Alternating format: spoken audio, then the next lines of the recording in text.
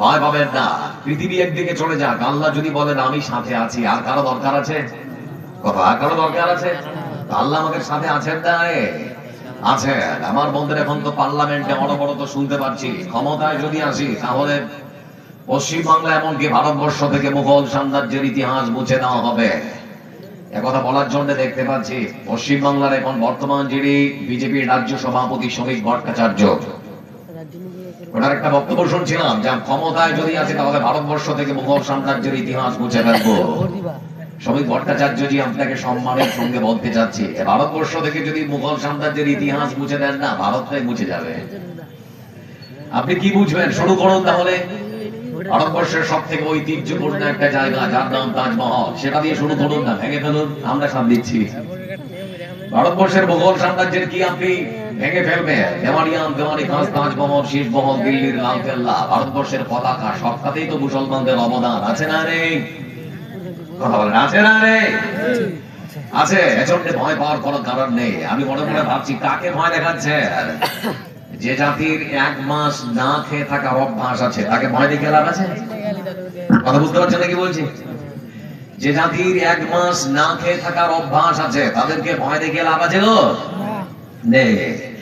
এজন্য আমি মনে করি, আমি মুসলিম, চিরনবীর মরণকে করি না ভয়, মরলে শহীদ, বাঁচলে গাজী, আমার এটাই পরিচয়। আমি মুসলিম, চিরনবীর মরণকে করি না ভয়।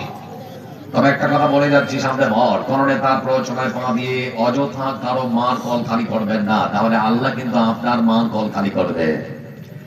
অন্যায়ভাবে কারো সন্তানকে যদি আপনি এতিম বানান, আল্লাহ আপনার সন্তানকে এতিম বানাবে। অন্যায়ভাবে কারো স্ত্রীকে যদি আপনি বিধবা বানান, আল্লাহ আপনার স্ত্রীকে বিধবা বানাবে।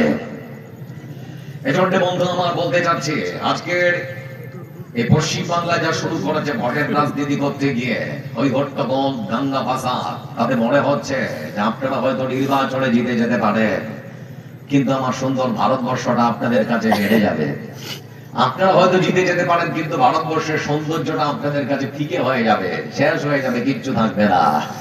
এজন্য আসুন না, পরবর্তী প্রজন্মকে একটা সুন্দর ভারতবর্ষ উপহার দেব, যেখানে থাকবে না হিংসা, বিদ্বেষ, মারপিট, মারামারি, কাটাকাটি, সবাই মিলেমিশে থাকবো। হিন্দু, মুসলমান, জৈন, বৌদ্ধ, খ্রিস্টান, এটা সবারই ভারতবর্ষ, তাই তো নাকি?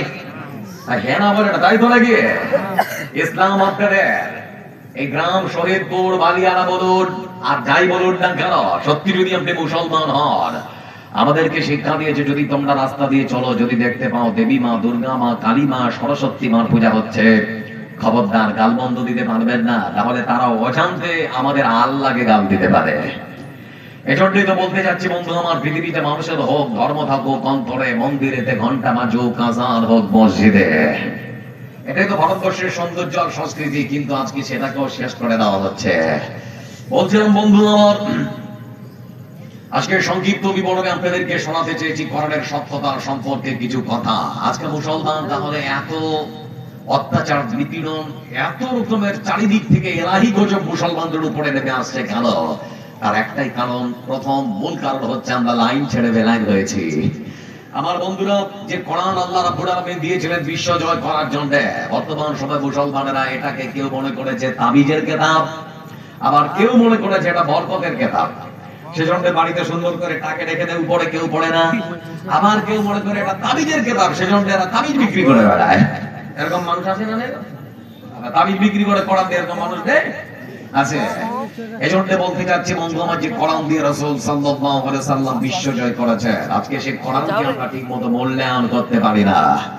সেজন্য মুসলমানদের উপরে চারিদিক থেকে একেবারে নিপীড়ন, নির্যাতন নেমে আসছে। বাঁচতে যদি চান কোরআনের কাছে আত্মসমর্পণ করুন। কোরআন শব্দের অর্থ হচ্ছে পৃথিবীর বুকে যে কিতাব বা যে গ্রন্থ সব থেকে বেশি পড়া হয়। আপনাদেরকে যদি প্রশ্ন করি, পৃথিবীতে সব থেকে যে গ্রন্থ বা কিতাব বেশি পড়া হয় তার নাম কি? কথা বলে, তার নাম কি? পৃথিবীতে যে গ্রন্থের সব থেকে বিক্রি বেশি, তার নাম কি? ভাই আর আপনারা কথা বলতে জানেন না? পৃথিবীতে একখানা টর্চ লাইট, হ্যালোজেন, একখানা বিশাল বড় টিউবলাইট দিয়েছেন, যার নাম হচ্ছে মহাগ্রন্থ আল কোরআন। এই কোরআনে কারীমকে যদি মানুষ তার ব্যক্তি জীবনে, পারিবারিক জীবনে, সবখানে যদি ঠিকমতো মানতে পারে, তাহলে পরে পৃথিবী থেকে জান্নাতে যাওয়ার যে বিশাল বড় একটা রাস্তা, এটা যে অন্ধকার, অন্ধকারটা সম্পূর্ণ একেবারে আলোকিত হয়ে যাবে, আর সে আল্লাহর বান্দা, ওরা সে আল্লাহর জান্নাতে যেতে পারবে। আচ্ছা বলুন, যারা এখানে বসে আছেন